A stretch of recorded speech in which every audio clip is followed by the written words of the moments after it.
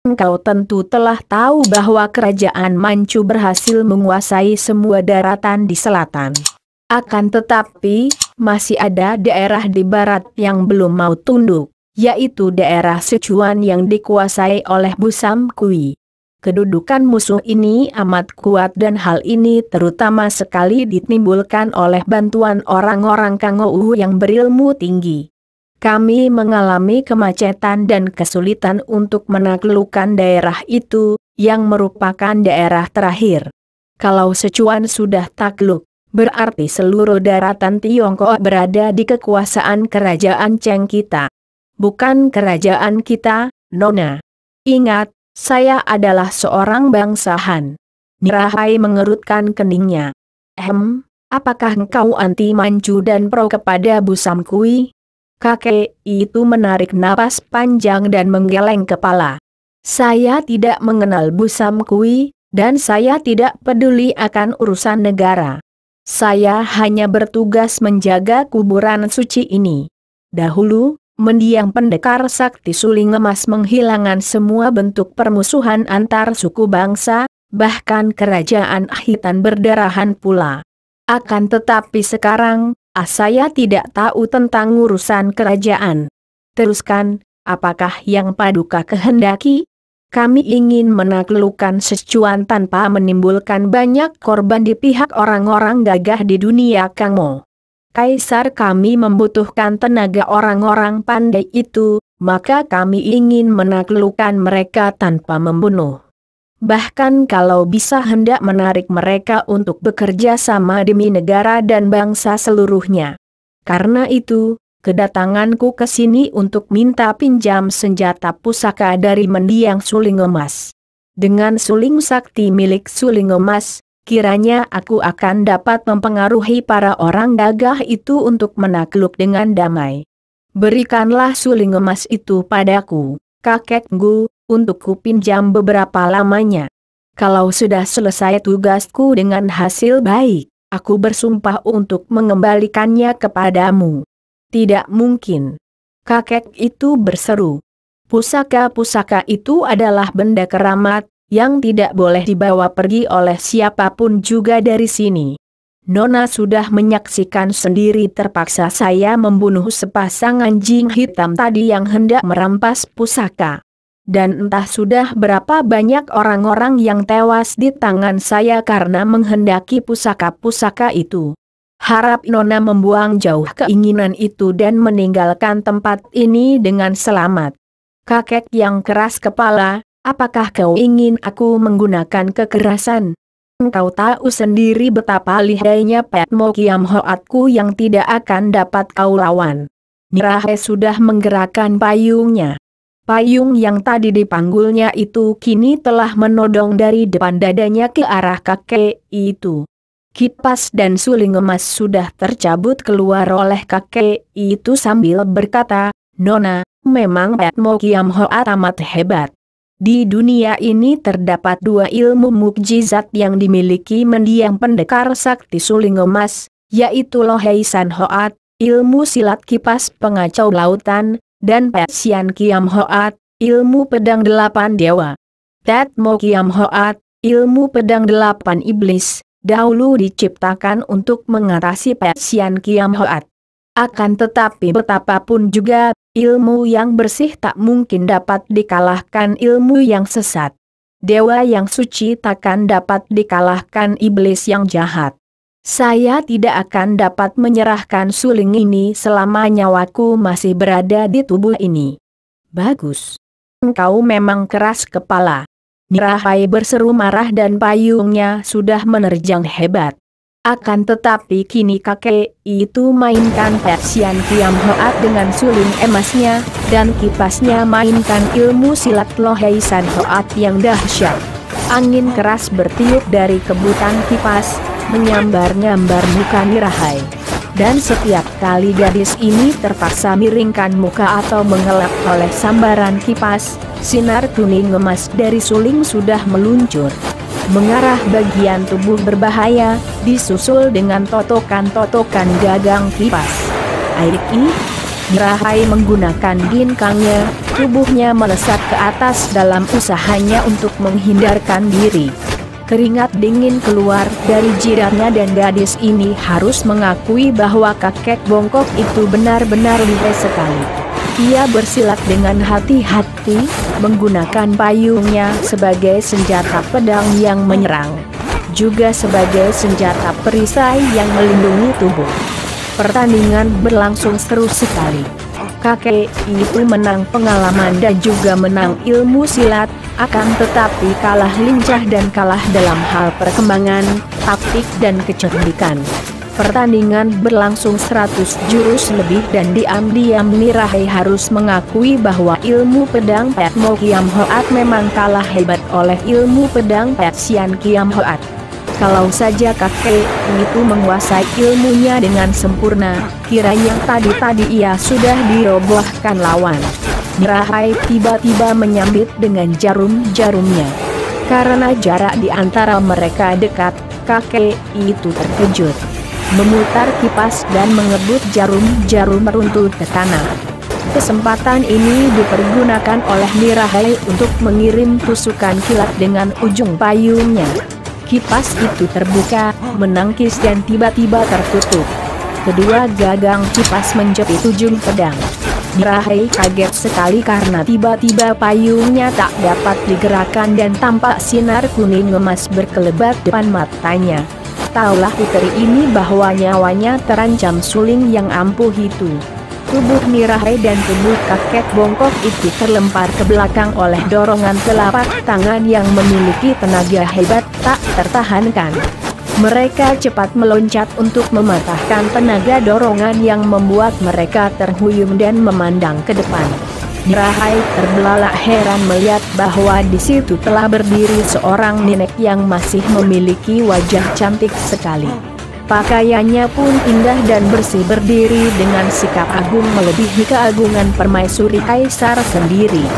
Ya Tuhan, benarkah Paduka ini? Kakek bongkok bergoyang-goyang tubuhnya, matanya terbelalak. Wajahnya pucat seolah-olah ia melihat setan di tengah hari. Gutoan, apakah matamu telah menjadi lamur karena usia tua dan tidak mengenal aku?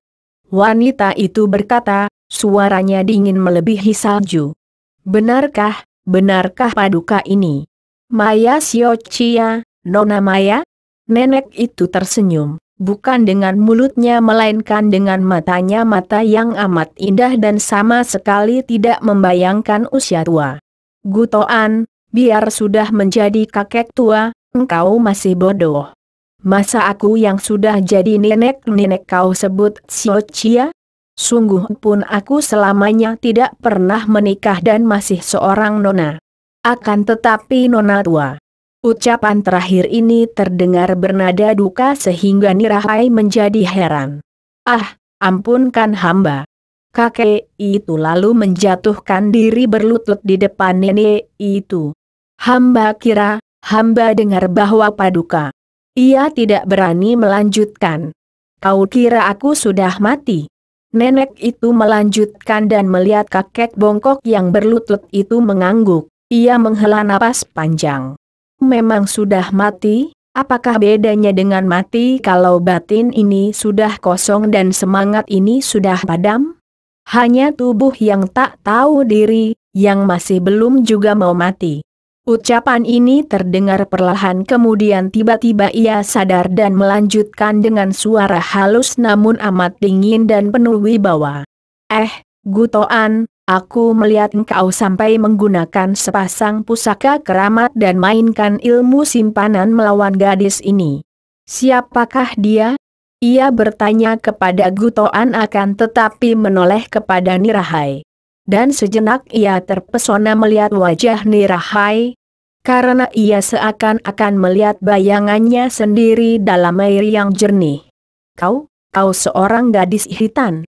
Nirahai yang sejak tadi masih memandang dengan hati tegang dan heran mengangguk tanpa mengalihkan pandang matanya. Ia dapat mengenal orang sakti, yang sekali bergerak dapat membuat dia dan kakek bongkok terpental ke belakang. Saya seorang dara mancu yang berdarah hitam pula. Dia adalah putri Kaisar Kangxi dari kerajaan Manchu. Kakek bongkok itu menerangkan. Akan tetapi berdarah hitam dan telah mewarisi Pat Mo Kiam Hoat, Sin Choa Kun Hoat dan Siang Tok Ciam. Datang ke sini untuk meminjam suling emas guna menaklukkan tokoh-tokoh Kangou yang membantu Busam Kui yang belum mau takluk kepada kerajaan Cheng. Terpaksa hamba menolak dan kami bertempur. Nenek itu masih memandang Nirahai penuh selidik. Tiba-tiba tangan kanannya bergerak ke depan. Nirahai tidak tahu bagaimana caranya, akan tetapi ia terkejut sekali karena tahu-tahu tangan itu telah meraih ke arah payung yang dipegangnya. Tentu saja ia cepat menggerakkan payungnya untuk mengelak, akan tetapi payungnya itu tiba-tiba saja terlepas dari tangannya. Seolah-olah payungnya berubah menjadi seekor burung yang amat kuat dan yang terbang melepaskan diri dari tangannya. Ketika ia memandang, ternyata nenek itu telah memegang payungnya dan memeriksanya. Membuka, menutup dan mencobanya dengan beberapa gerakan menusuk. Nenek itu mengangguk-angguk dan berkata, "Lumayan juga senjata ini. Sudah memiliki senjata seperti ini, sudah memiliki ilmu-ilmu ampuh peninggalan keluarga suling emas, mengapa masih ingin meminjam suling emas?" Pertanyaan ini bagaikan ujung pedang ditodongkan di depan dada Nirahai yang masih belum kehilangan kaget dan herannya menyaksikan betapa dengan mudahnya nenek itu merampas senjatanya. Karena maklum bahwa nenek ini amat sakti. Dan tahu pula bahwa kalau ia salah jawab dan nenek itu menghendaki, sekali pukul saja ia akan tewas dan ia tidak akan dapat melindungi dirinya dari tangan nenek yang luar biasa ini.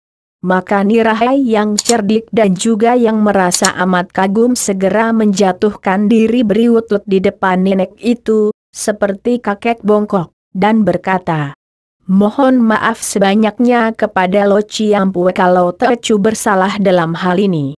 Sesungguhnya Tecu secara terpaksa sekali mohon pinjam suling emas itu. Karena tugas Tecu sebagai pimpinan pasukan pengawal yang bertugas menandingi tokoh-tokoh Kangou yang menentang pemerintah kerajaan Cheng dan membantu pemberontak Busam Kui. Kerajaan Cheng menghendaki agar orang-orang gagah itu ditaklukkan dengan jalan damai. Karena untuk membangun negara yang banyak menderita karena perang, pemerintah membutuhkan bantuan orang-orang gagah itu. Maka sedapat mungkin, penaklukan secuan akan dilakukan tanpa menimbulkan banyak korban di antara orang-orang gagah yang membelanya. Untuk keperluan itulah maka Tecu terpaksa mohon pinjam suling keramat. Karena senjata pusaka itu amat besar pengaruhnya terhadap para tokoh Kangou yang tentu akan menjunjungi tinggi senjata peninggalan pendekar suling emas. Dan akan suka berdamai dan menakluk. Bukan sekali-kali Tecu hendak memusuhi kakek Gu. Akan tetapi karena Diakuku tidak mau memberikan, dan Tecu terpaksa didorong tugas. Maka terjadilah bentrokan tadi, baiknya Lo Ciampu melerai. Karena kalau tidak tentu Tecu sudah menjadi korban kekerasan kakek itu. Beberapa kali nenek itu menggumam dan memandang lebih teliti. Kini matanya yang indah menyinarkan rasa kagum dan suka. Akan tetapi mulutnya yang dulu di waktu mudanya tentu menggairahkan itu masih saja membayangkan sifat dingin mengejek dan memandang rendah dunia ini. "Engkau masih muda. Cantik membayangkan darah hitam. Ilmu kepandaianmu sudah lumayan dan kiranya di dunia ramai agak sukar mencari tandingan, senjatamu pun baik. Tanda bahwa engkau dapat menyelami kitab-kitab peninggalan pendekar wanita sakti mutiara hitam dengan sempurna. Bicaramu lancar dan dapat melihat gelagat, tanda bahwa engkau pun memiliki kecerdikan yang mengagumkan. Putri, siapakah namamu?" Hati Nirahai girang sekali mendengar suara nenek itu dan besar kemungkinan ia akan berhasil meminjam suling emas. "Nama Tecu Niraha, Lo Ciampu. Engkau putri Kaisar Manchu." Yang sekarang ia berhenti sebentar lalu menyambung. Apa hubunganmu dengan Pangeran Durgan? Benar, Lo Ciampue, Teocu putri kaisar yang terlahir dari selir. Ibuku adalah Putri Hitan, masih gadis telah menjadi selir pangeran yang sekarang menjadi kaisar. Mendiang Pangeran Durgan adalah paman kakekku. Karena itu, biarpun sudah amat jauh, darah ibuku sedikitnya masih ada keturunan dari kerajaan Hitan. Dan pendekar sakti mutiara hitam masih nenek buyutku. Semua manusia di dunia ini kalau ditelusur, tentu masih ada hubungan keluarga. Tahukah engkau bahwa mutiara hitam itu adalah bibiku sendiri, bibi luar? Saudara kembarnya yang menjadi kaisar Hitan adalah paman luarku. Oh, harap maafkan, Lo Ciampue, karena Teocu tidak tahu maka bersikap kurang hormat. Sudahlah, tak perlu banyak peradatan, kita tidak dapat membanggakan keturunan Hitan yang sudah ambruk. Engkau masih lebih beruntung karena keturunan Kaisar Manchu yang kini berkembang dan mulai jaya. Sekarang ceritakan keadaan kerajaan dan gerakannya ke selatan. Aku sudah mendengar hal itu dan karena tertarik melihat kejayaan Manchu, aku sampai keluar dari tempat pertapanku. Kebetulan bertemu dengan engkau seorang putri kaisar sendiri yang memimpin pasukan pengawal. Nah, ceritakan. Nirahai girang bukan main. Dengan gaya bicaranya yang lancar ia lalu menceritakan keadaan pemerintah Manchu yang dapat menaklukkan daerah selatan dengan mudah. Akan tetapi kini menghadapi kesulitan karena secuan yang dipimpin Busam Kui masih belum dapat ditaklukkan. Akan tetapi Teocu percaya. Nirahai menutup penuturannya. Kalau Teocu diperbolehkan meminjam suling emas, Teocu akan dapat mempengaruhi para tokoh Kangou yang membela Busam Kui. Teocu kira, partai-partai besar seperti Xiao Lim Pai, Hoa San Pai, Kunlun Pai dan yang lain-lain, yang sekarang belum mau membantu Cheng, tentu akan tunduk kalau melihat bahwa Teocu mendapat kehormatan memiliki suling keramat peninggalan suling emas yang mereka junjung tinggi. Nenek itu mengangguk-angguk. Dan tiba-tiba ia bertanya kepada kakek bongkok. Gutoan, kau lihat baik-baik bocah ini dan katakan, wajah dan bentuk tubuhnya seperti siapakah 60-an tahun yang lalu? Kakek itu memandang Nirahai dan berkata, tadi pun ketika pertama kali dia muncul, hamba sudah kaget dan teringat betapa serupa putri ini dengan Paduka dahulu. Seperti buah pinang dibelah dua. Nenek itu menghela napas. Benar, akan tetapi betapa buruk nasibku. Kuharap saja engkau yang memiliki wajah dan bentuk tubuh seperti aku, tidak akan mengalami nasib seburuk nasibku, putri. Ketika Nirahai memandang, nenek itu sejenak kehilangan sifat dingin yang membayang di wajahnya, terganti sinar kedukaan yang mendalam. Memang nenek itu sedang mengenangkan semua pengalamannya puluhan tahun yang lalu, di waktu ia masih muda, semuda Nirahai. Gutoan, kau boleh meminjamkan suling itu kepada gadis ini untuk selama 3 tahun. Akulah yang kelak bertanggung jawab kalau dia tidak mengembalikannya dalam waktu 3 tahun. Kalau Paduka yang memerintah, hamba tidak akan membantah, jawab kakek itu. Lalu mengeluarkan suling emas dan menyerahkannya kepada Nirahai. Putri ini girang sekali, menerima suling lalu berlutut di depan nenek itu. Teocu menghaturkan terima kasih Lo Ciampue. Dan Teocu bersumpah untuk mengembalikan pusaka ini selambat-lambatnya 3 tahun. Kakek Gu, terima kasih dan maafkan kekasaranku tadi. Kakek itu hanya mengangguk-angguk tanpa menjawab. Teocu mohon diri, hendak kembali ke selatan. Nirahai berkata, nanti dulu, Nirahai, aku masih sangsi apakah suling itu akan membawa hasil. Orang-orang Kangou mempunyai watak yang aneh. Sekali mereka itu mengambil keputusan untuk berjuang, mereka melupakan apa saja. dan kiranya belum tentu mereka mau memandang suling itu untuk menghentikan perjuangan mereka. Sebaiknya kalau di samping mencari jalan damai, engkau pun dapat menundukkan mereka dengan kepandaian. Apakah engkau akan mampu mempergunakan suling itu untuk menundukkan mereka dengan ilmu silatmu? Dapatkah engkau mainkan suling itu? Wajah Nirahai menjadi merah. Teocu seorang bodoh, dan jika Teocu mainkan suling pusaka ini dengan ilmu pedang Patmo Kiam Hoat, kiranya tidak lebih hebat daripada kalau Teocu menggunakan pedang payung. Tidak baik kalau begitu. Nirahai, bagaimana kalau engkau menjadi muridku? Tawaran ini tentu saja diterima dengan hati girang luar biasa oleh Niraha. Teocu akan merasa bahagia sekali dapat menerima petunjuk Lo Ciampoe. Bagus. Engkau kuambil murid, Niraha. Dan tempat di sini cukup baik bagiku untuk menggemblengmu beberapa lama. Agar engkau dapat menggunakan suling itu tidak saja untuk mempengaruhi mereka, akan tetapi kalau perlu untuk mengalahkan dan menaklukkan mereka. Kening Nirahai berkerut. Teocu akan suka sekali tinggal di sini mempelajari ilmu dari Lo Ciampoe. Berapa lama pun. Akan tetapi, pada waktu ini Teocu mempunyai tugas. Sebagai putri kaisar, bagaimana Teocu dapat lari dari tugas? Selama pemerintah masih membutuhkan tenaga Teocu, tak mungkin Teocu meninggalkan kerajaan untuk waktu lama. Kalau Lo Ciampoe sudi, bagaimana kalau Lo Ciampoe saja yang ikut bersama Teocu ke kota raja dan mengajar Teocu di sana?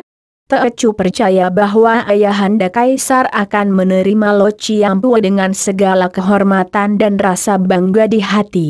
Nenek itu mengangguk-angguk dan mempertimbangkan kata-kata muridnya. Dahulu Pangeran Jorgan pernah bertemu denganku. Ayahmu tentu hanya mendengar saja namaku, akan tetapi belum pernah bertemu denganku. Baiklah, aku pun ingin sekali menyaksikan dari dekat kemajuan usaha bangsa Manchu yang mengagumkan itu, yang tak pernah dicapai oleh bangsa Hitan. Mari kita berangkat, muridku. Nirahai girang sekali. Harap Subo sudi menunggang Joli, biar Teocu yang mengiringkan. Nirahai bertepuk tangan 3 kali dan muncullah 2 orang pemikul Joli berlarian ke tempat itu. Tanpa sungkan-sungkan lagi nenek itu yang dahulu terkenal sebagai Putri Maya, masuk ke dalam Joli yang segera digotong oleh 2 pemikulnya atas perintah Niraha. 2 orang itu merasa heran bukan main mengapa nenek itu amat ringan, seolah-olah Joli itu kosong saja. Nirahai lalu menjura kepada kakek bongkok sebagai penghormatan perpisahan. Kemudian mengikuti Joli yang diduduki gurunya dengan hati girang bukan main. Suling emas ia selipkan di pinggang, di sebelah dalam bajunya. Sungguh ia amat beruntung, pikirnya. Tidak saja dapat meminjam suling emas itu, bahkan ia telah bertemu dengan seorang nenek sakti luar biasa yang menjadi gurunya. Setelah melalui perbatasan utara dan bertemu dengan dusun, Nirahai membeli seekor kuda. Kini ia mengikuti Joli gurunya yang telah diganti orang lain pemikulnya, yaitu diambil dari 2 orang penjaga perbatasan yang kuat. Dengan menunggang kuda, gurunya itu amat pendiam, kalau sudah duduk di dalam Joli bersila seperti arca. Tidak pernah bicara, tidak pernah menjenguk keluar sehingga diam-diam Nirahai merasa kasihan. Untuk menyenangkan hati gurunya, sepanjang jalan Nirahai berusaha untuk menghidangkan masakan-masakan lezat dan menyediakan segala kebutuhannya. Akan tetapi ia menerima itu dengan sikap dingin. Pada suatu pagi mereka tiba di luar kota raja. Tembok kota raja sudah tampak dari tempat yang agak tinggi sebelah utara itu dan hati menjadi girang sekali. Sudah beberapa lamanya ia meninggalkan kota raja, akan tetapi perjalanannya yang memakan waktu lama dan amat jauh itu ternyata tidak sia-sia belaka. Bahkan hasilnya boleh dibilang melampaui semua harapannya.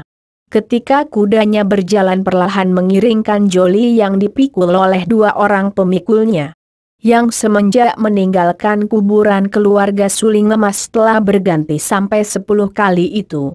Tiba-tiba ia melihat seorang wanita muda berjalan tergesa-gesa dari depan. Agaknya baru saja wanita itu meninggalkan gerbang pintu kota raja sebelah utara. Gadis itu amat cantik, terutama sekali sepasang matanya yang lebar dan tajam sinarnya. Juga wajah yang lonjong dengan dagu meruncing ini menarik sekali perhatian Niraha. Sepintas lalu saja ia tahu bahwa gadis itu tentulah mempunyai darah Manchu dan betapa besar persamaan gadis cantik itu dengan dia sendiri. Mungkin dia lebih jangkung sedikit, akan tetapi perawakan gadis itu pun ramping, dan wajahnya yang manis itu hampir sama dengan wajahnya sendiri.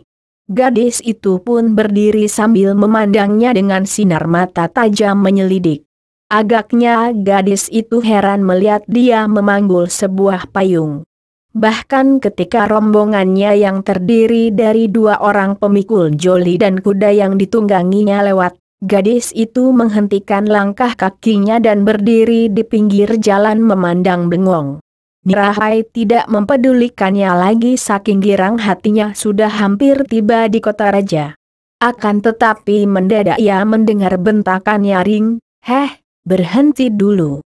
Nirahai menahan kudanya dan menoleh. Kiranya gadis manis tadi kini datang berlari-lari dan meloncat ke depan kudanya, seolah-olah hendak menghadangnya. Nirahai tersenyum, kagum setelah kini dekat melihat betapa gadis ini benar-benar cantik jelita. Dengan kulit muka yang halus dan berwarna putih kemerahan, sepasang mata yang begitu indah seperti bintang. Ada keperluan apakah engkau menghentikan aku?" Nirahai tidak menjadi marah. Biarpun dia seorang putri kaisar, namun sama sekali Nirahai tidak gila hormat.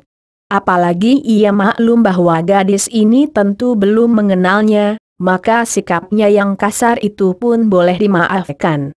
Sifat ini mungkin terpengaruh oleh kebiasaannya merantau di dunia Kangou sehingga sifatnya terlepas. Dan ia tidak begitu mementingkan kedudukan dan kehormatan sebagai seorang putri bangsawan tinggi. Gadis itu bukan lain adalah Lulu. Seperti telah diceritakan di bagian depan, Lulu meninggalkan lembah sungai Huangho di mana selama setahun ia melatih diri dengan ilmu silatnya. Di bawah petunjuk Lau Pangcu dan terutama sekali Sin Lian yang telah menjadi kakak angkatnya. Dia pergi menuju ke kota raja dan karena ia maklum bahwa keadaannya di kota raja berbahaya, biarpun di situ ia menyamar sebagai pria. Dan ketika ia tidak berhasil mendapatkan jejak kakaknya, ia lalu keluar dari kota raja melalui pintu gerbang utara. Dia baru saja datang dari selatan dan tidak pernah mendengar tentang Han Han. Maka sebaiknya kini melanjutkan usahanya mencari jejak Han Han ke hutan. Akan tetapi baru saja keluar dari pintu gerbang, ia bertemu dengan Nirahai yang menunggang kuda. Melihat putri Manchu yang cantik jelita dan gagah perkasa ini, Lulu tertarik sekali maka ia memandang penuh perhatian. Akan tetapi ketika ia melihat payung yang dipegang Nirahai, ia teringat akan cerita para tokoh Hoa Sanpai di Peng Piao Keok tentang seorang putri Manchu amat lihai bernama Putri Nirahai yang bersenjata payung. Teringat akan cerita tentang Teng Lok tokoh Hoa Sanpai yang dalam penyelidikannya bertemu dengan putri Kaisar Manchu bersenjata payung, yang telah membuntungi lengan orang Shiteng itu. Putri Manchu bernama Nirahai yang telah mengadu domba tokoh Hoa Sanpai dengan tokoh Xiao Limpai sehingga akibatnya, Han Han yang difitnah dan menjadi korban, dimusuhi kedua pihak. "Apakah namamu Nirahai?"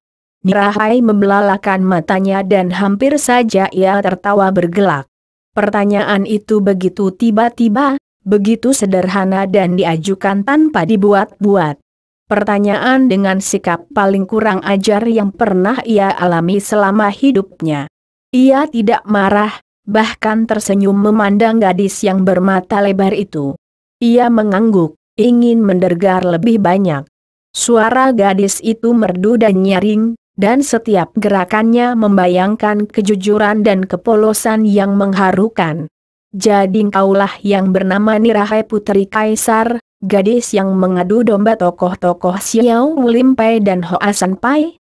Tentu engkau pula yang telah membunuh 2 orang di antara Xiao Lim Chit Kiam, bukan?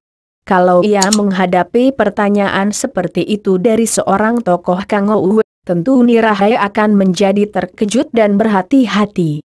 Akan tetapi menerima pertanyaan begitu langsung dari mulut yang manis dan mata yang lebar itu, sukar bagi Nirahai untuk membohong lagi. Bagaimana engkau bisa tahu? Payungmu itu adalah senjatamu yang ampuh, bukan? Kau jahat sekali dan aku harus membunuhmu. Kembali hati Nirahai merasa geli sekali. Ucapan seperti itu agaknya hanya patut diucapkan oleh seorang tokoh besar, seperti gurunya. Enak saja gadis ini mengatakan hendak membunuhnya. Sabar dulu, kau ini siapa? Aku Lulu. Perbuatanmu yang curang itu telah membuat kakakku Han banyak menderita. Engkau cantik sekali, sayang, akan tetapi aku harus membunuhmu karena engkau jahat. Nirahai, siapakah bocah ini? Nenek itu telah berdiri di luar Joli. Padahal kedua pemikul Joli masih menggotongnya dan kini kedua orang itu terkejut dan berdiri seperti patung.